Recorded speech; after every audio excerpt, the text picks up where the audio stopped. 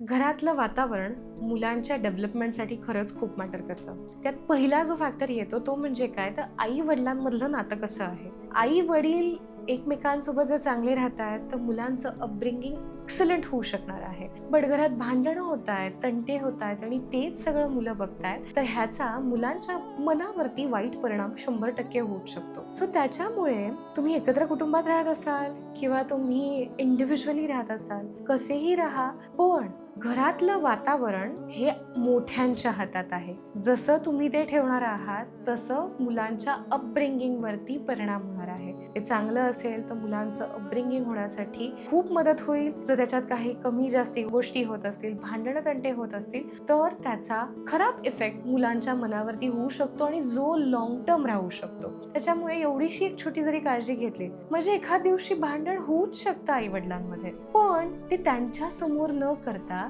हळू आवाजात, मोठा आवाज न करता तुम्ही तुमच्यात सॉर्ट करून घेतलं, कॉन्व्हर्सेशन केलं, मुलांना घेऊन करा.